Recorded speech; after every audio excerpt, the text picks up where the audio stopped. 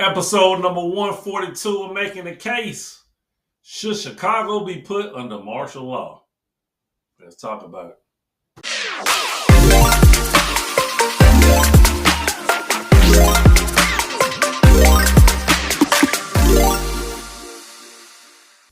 Hey, what up, YouTube world out there? What's going on? We back at you with another episode of Making the Case, episode number 142.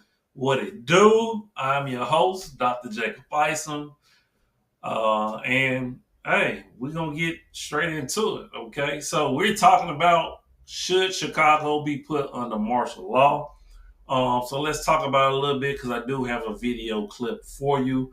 Now, what I would say is the video clip that I have for you actually is over 12 years old. Okay. So the reason why I want to bring it to your attention is because this conversation is not a new one. It's a very old one. Of course, we understand what Trump is trying to do when it comes to cities like Chicago and Memphis, those with high crime rates. But of course, those cities with a lot of black people in it. We just got to be honest, right? But Chicago has been wild, has been one of the top murder cities for a very long time. And you're talking about a person who was born in Chicago, right? I was there during the 80s and nothing has changed for over 40 some years. And even if we want to go back to the time of the mob and things of that nature. So we're talking about a pretty violent place in Chicago. And in my opinion, yes, something does need to be done.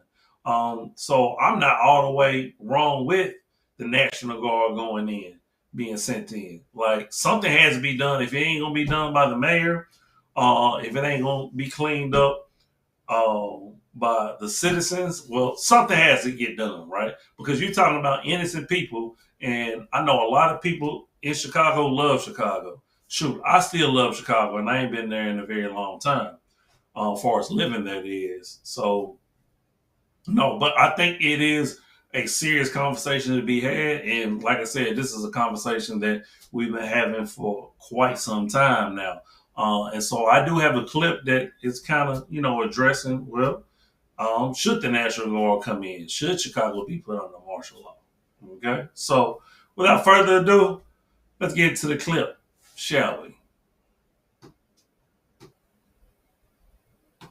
Plus, the violence is so bad in one major American city that the governor is considering calling in the National Guard. We're going to take a closer look at what that really means. One city may be going to extremes to fight crime. It has gotten so bad in Chicago. You've heard the stories, with police actually having to line the streets to make sure that kids can safely walk to their schools. Illinois Governor Pat Quinn says he is open to the idea of calling in the National Guard, actually putting armed soldiers on the streets of President Obama's hometown.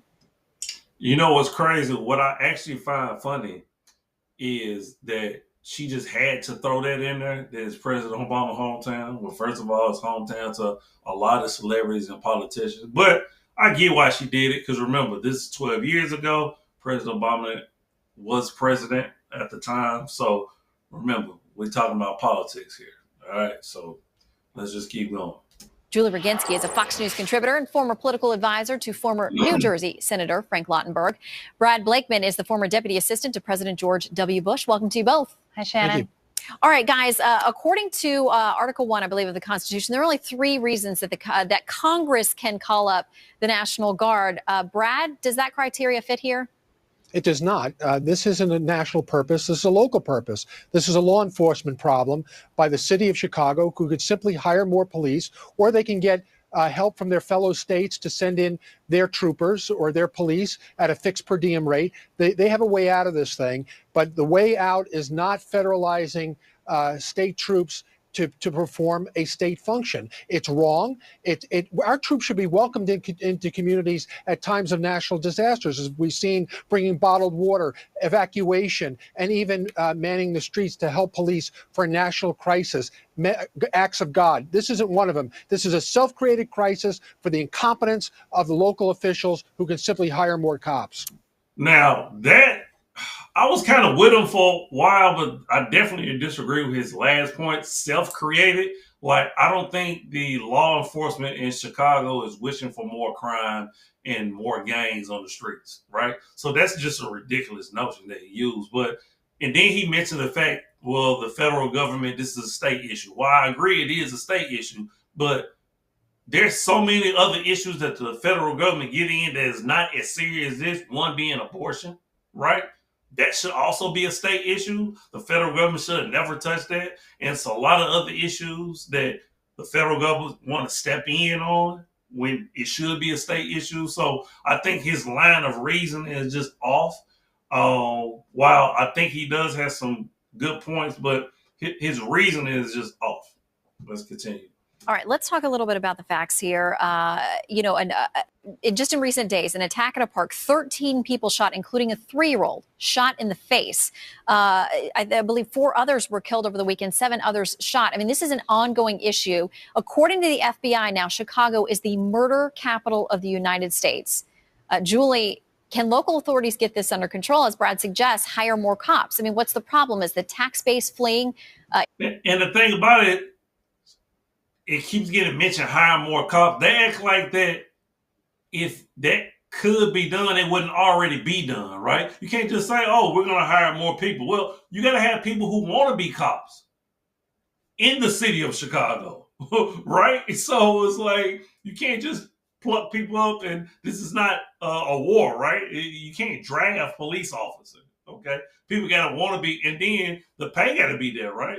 We understand that police officers do not get the pay that they deserve for risking their lives. So it's not just easy about hiring more police officers, even though they kind of make it seem like it is. Is it mismanagement of funds? Why aren't there enough officers? I guess they're claiming it's a budget issue. I would argue that this obviously for Chicago residents has got to be at the top issue facing them. I mean, if you have kids walking to school every day and as a parent, you're not sure if those kids are going to make it because there's such a crime wave going on, I would argue that whatever your budget problems are, hiring more cops, there are about 1,000 cops apparently below with the full force, that they should do that. Brad is right, mostly right about this. I mean, there's absolutely no excuse for not hiring more cops, whether you get state troopers to come in. But, you know, if you're a parent, and we all are, if you're a parent and you're facing kids going to school and you're worried about that, I don't really think you care where the help comes from, whether it's the National Guard. And Brad's right from a legal standpoint. I don't know that there's a criteria here to bring in the National Guard. I'm not a lawyer, but I don't think there is. But if you're a parent, I really don't think you care where that help comes from. I don't think you care if it's the National Guard or state troopers or more local cops. You just want to make sure that your kids are getting to school safely. And I wouldn't feel comfortable if I were a Chicago parent worrying about that.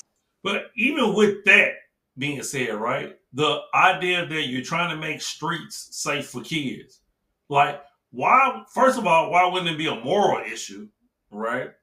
And second of all, why wouldn't that be something that the federal government want to make sure? If you telling me that a kid got shot in their face, and once again, I'm going to bring it up again, it's 2012, right? What has changed in the last 13 years in Chicago? Nothing. Right? So the fact that we're still having this conversation and it took Trump to get into office, say whatever you want, but I mean, I agree with sending national troops in or state troopers, send whoever it is that's going to help clean up the streets so that kids can go to school safely. I mean, it's kind of ridiculous. Today, because obviously that's not the case as we've seen. All right, let me read the grounds. Under Article 1, Section 8, Congress has 3 constitutional grounds for calling up the militia, what we now understand as the National Guard, to execute the laws of the Union, suppress insurrection, and repel invasions. Brad, there are those who argue that's exactly what's happening in Chicago. There's such a gang influx that things are truly out of control there. Do you foresee any way in which Congress would get involved and say, hey, we're going to send you the extra help because we think it meets this criteria? Look, these are not enemy combatants. These are criminals. And our soldiers are not, their job is not to take to the streets and fight the American people. That's not their role. The police have the role of maintaining social order and upholding the laws in local jurisdictions, not military troops. So they can answer their own problem by hiring up more cops, by seeking other jurisdictions to come in and augment. Oh, we're going to stop it right there because what he's saying is kind of crazy. All right, we're gonna wrap this video. I just find it pretty interesting that he said it's not the military job to fight civilians, but we can send troops over into another country to kill civilians and be over there in vain, right? Pretty crazy. But we'll allow a city and a state to pretty much go through, massive gangs and killing and be like, well, it's their fault. What's the sense of having a union then? Like, what is the sense of being a United States of America if you can't get help from your federal government or fellow states? It just don't make no sense. All right. So if you want to ask my opinion, Chicago should have been under martial law.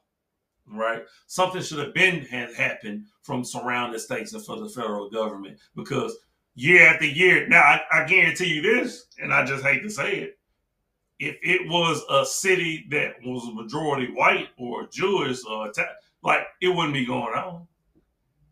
And that's just my humble opinion. All right. But we're gonna wrap up the video for today, man. Let me know in the comments, man. What do you think? Should Chicago be put under martial law? Clearly, we have this conversation in 2012, and we're still having it in 2025. And I'm sure we're gonna have it in 2026. Okay. But as always, I'm you are me. Love always, love eternal. Remember, the worst thing you can do is lie to yourself. Hey, deuces. One love.